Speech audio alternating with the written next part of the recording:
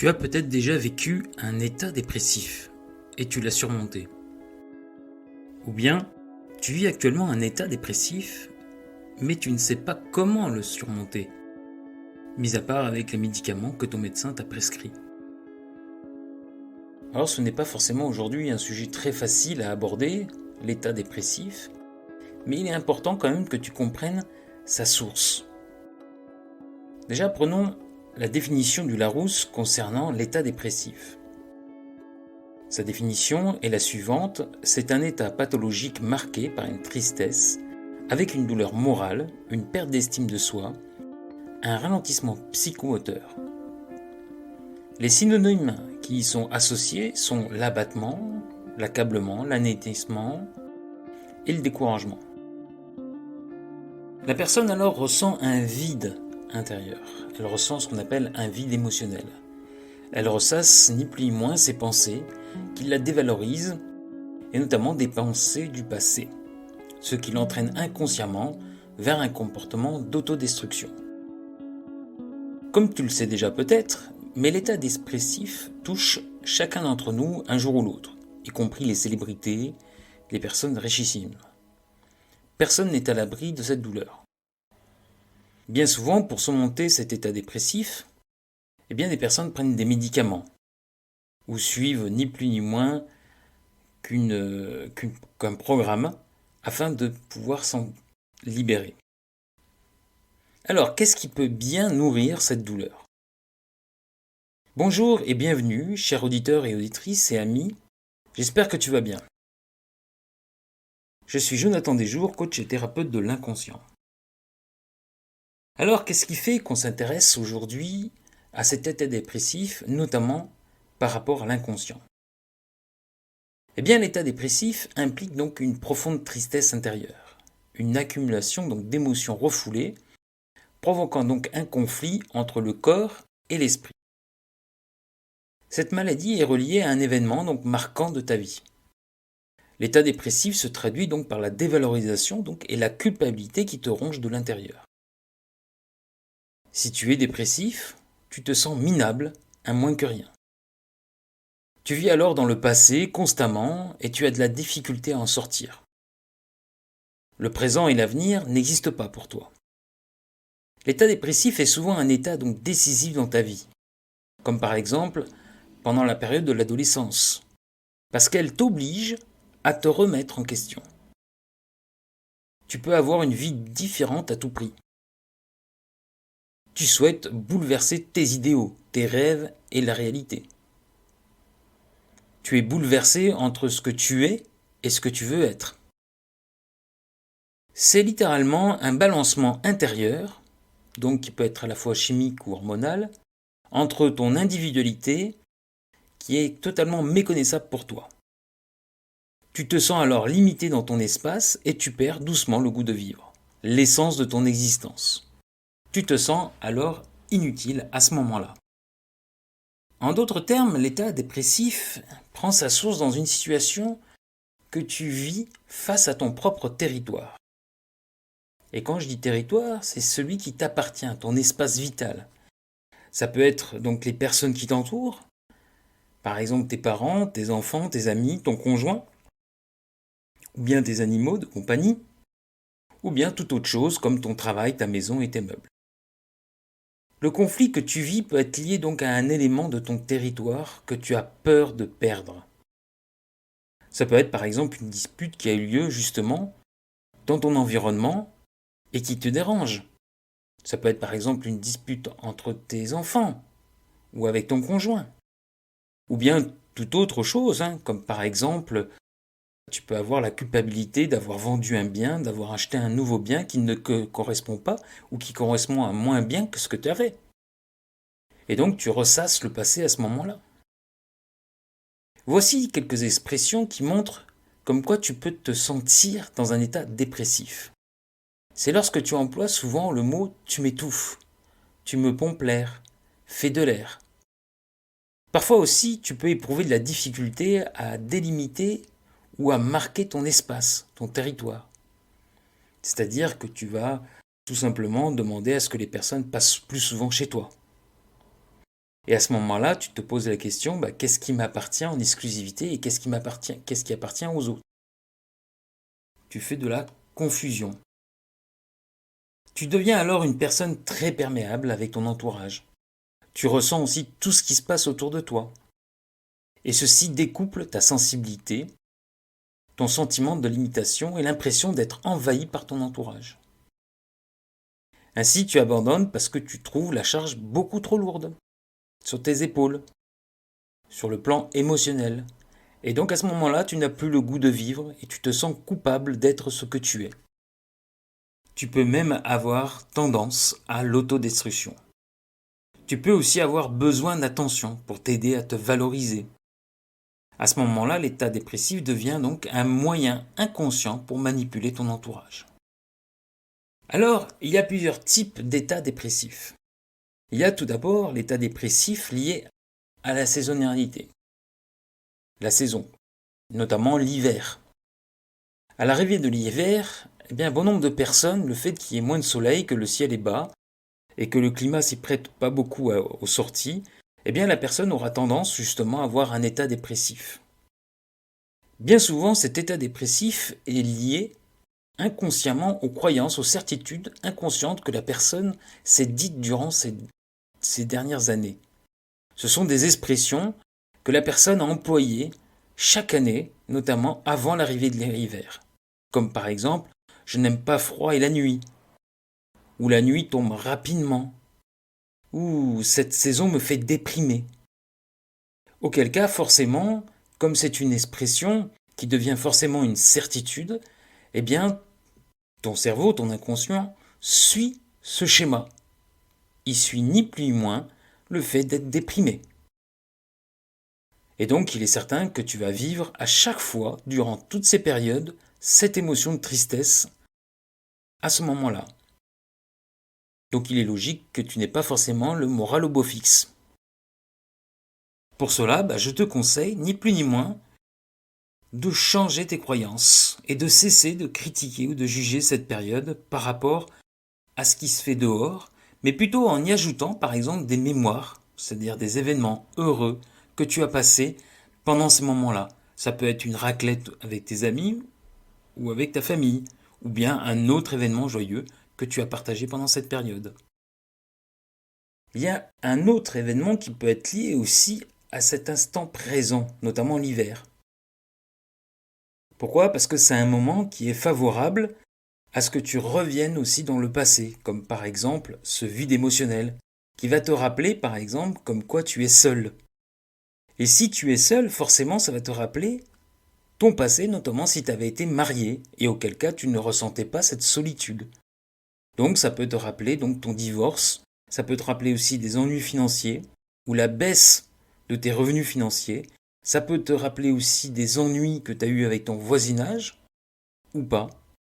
En tout cas, dans tous les cas, je t'invite à te faire aussi accompagner pour éviter de sombrer totalement dans cet état dépressif.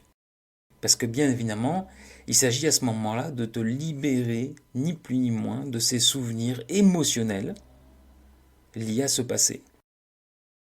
Chaque étape de la vie est difficile et doit se faire accompagner.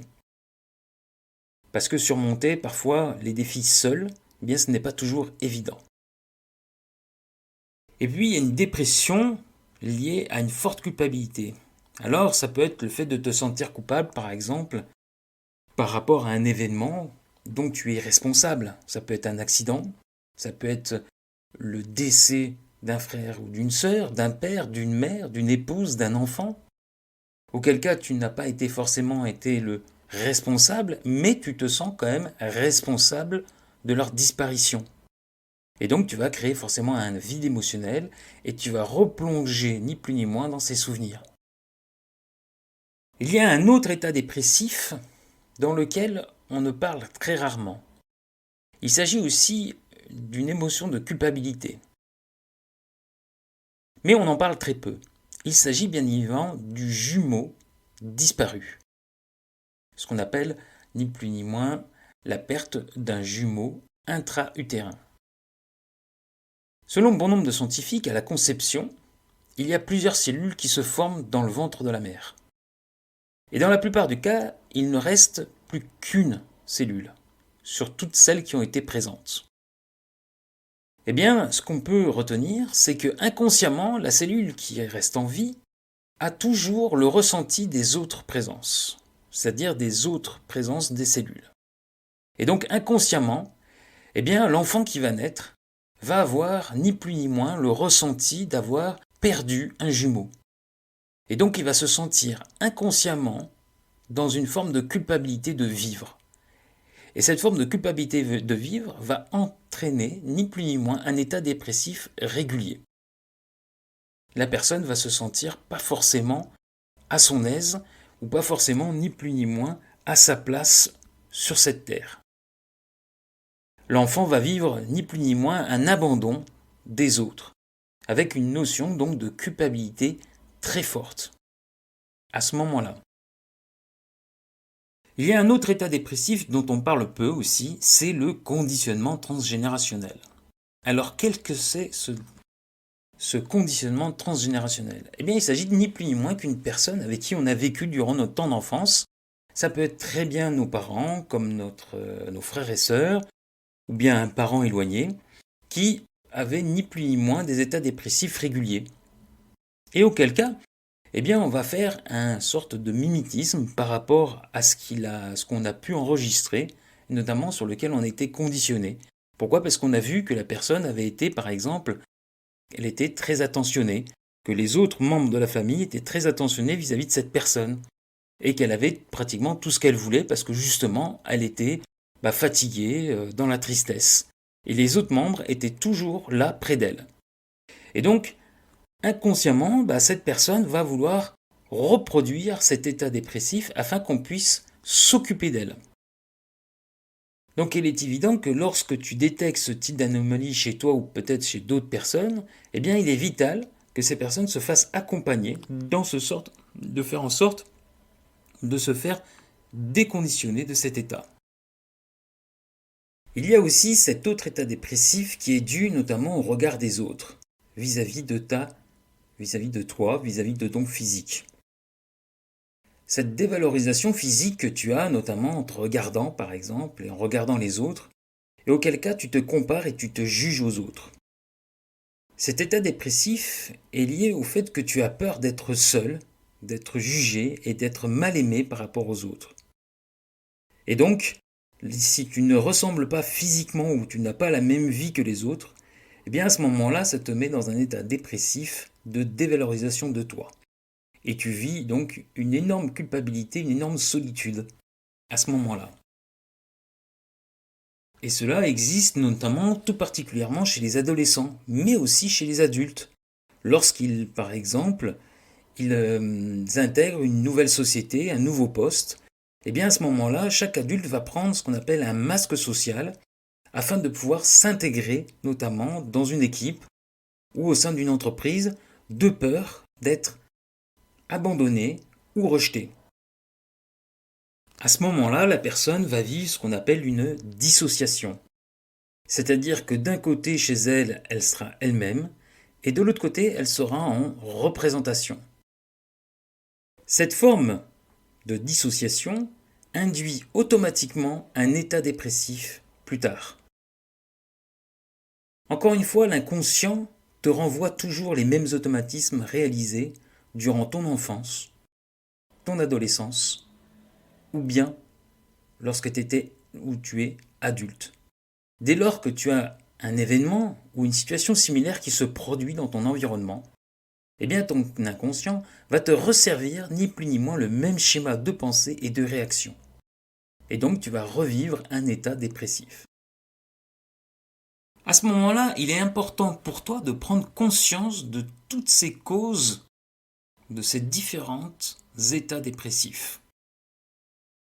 En effet, lorsque tu te dissocies, notamment lorsque tu es en entreprise, entre ton toi à la maison et ton toi en entreprise, eh bien automatiquement ça va induire un état dépressif sur du long terme. Et en plus, il y aura un impact bien évidemment sur ton corps. Pourquoi? Parce qu'automatiquement tu vas générer, en plus de la culpabilité, de la colère. Et la colère, automatiquement induit ce qu'on appelle des douleurs au foie. Tu vas avoir des soucis au niveau de ta vésicule biliaire, au niveau de ta digestion, au niveau aussi de tes intestins. Donc, la dissociation de soi induit de nombreux problèmes par la suite. Que ce soit au niveau de ton état d'esprit, donc un état dépressif, mais aussi sur le point de vue de ta santé physique. À partir de maintenant, tu réalises combien il est important de comprendre ces états dépressifs en profondeur, et notamment la cause. Après avoir entendu ces différentes causes de cet état dépressif, il est important pour toi de comprendre qu'un changement doit s'opérer, et notamment dans ta façon de percevoir la vie. Tu dois impérativement réaliser que tout être est unique et qu'il a une valeur intérieure bien à lui et qui est à la fois exceptionnelle. Qu'à ce moment-là, tu peux en effet reprendre la maîtrise de ta vie. Tu peux faire le choix soit de lâcher ou bien de lutter. Et tu as tout ce qu'il faut en toi pour te prendre en main et te responsabiliser par rapport à ça. En résumé, l'état dépressif comporte donc de multiples facettes et chacune d'entre elles doit être traitée différemment. Il ne s'agit pas de prendre les choses à la légère, comme tu peux l'avoir entendu, car c'est pas ce que tu ressens qui est le principal, puisque le ressenti est toujours lié en fonction de ce que tu es intérieurement, et notamment les blessures, les injonctions, les distorsions, et autres, toutes les mémoires que tu as pu avoir du passé. Et donc à ce moment-là, ta vision, ta perception des choses est toujours bluffée. Ce n'est pas du tout les bons ressentis intérieurs. Toujours comprendre, partir de l'expression suivante que ton monde extérieur est le reflet de ton monde intérieur. Donc si tu as des pensées qui te poussent vers un état dépressif, eh bien qu'il y a des fortes chances que tes enregistrements ne sont pas tout à fait bonnes pour toi. Et donc à ce moment-là, il ne suffit pas forcément de répéter ce qu'on appelle la méthode Coé, c'est-à-dire des expressions positives pour s'en sortir. Bien évidemment que non. Il est impératif d'aller faire un tour, comme je dis si bien, dans le passé et y faire justement une libération nécessaire. Pourquoi ? Parce que ton inconscient, toujours est-il, lui enregistre en permanence. Et donc, quoi qu'il arrive, si c'est pas libéré, il va te le resservir. C'est le fonctionnement même de ton cerveau. Il fonctionne de cette manière. Il compresse l'ensemble des données afin d'économiser donc l'énergie. Et à partir de là, eh bien, il te resserre ce qu'on appelle l'habitude afin d'économiser ni plus ni moins l'énergie qui est en lui. Et donc à ce moment-là, il sera impératif pour toi, si tu souhaites véritablement changer ton état d'esprit et changer ton état dépressif, eh bien de faire une thérapie complète sur ton passé. Contrairement aux idées reçues, l'état dépressif donc est le reflet de ton passé psychologique, depuis ta conception à aujourd'hui. C'est ce qu'il y a à l'intérieur de toi que tu construis à l'extérieur de toi. Retiens toujours que les différentes courants de pensée de ce siècle, l'idéalisme, l'insatisfaction, le perfectionnisme et d'autres, ce sont eux qui ont façonné le monde dans lequel tu es conditionné toi aussi. Ton interprétation de la réalité n'est autre que le reflet de tes pensées.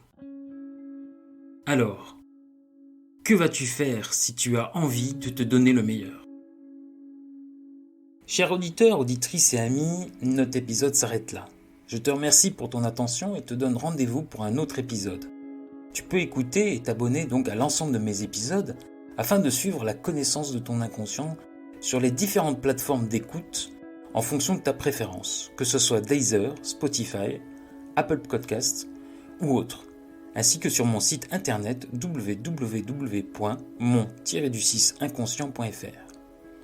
Tu peux aussi m'écrire par mail à jonathan@mon-inconscient.fr ou bien m'appeler directement. Je te remercie encore une fois de ton attention et je te souhaite le meilleur. À bientôt.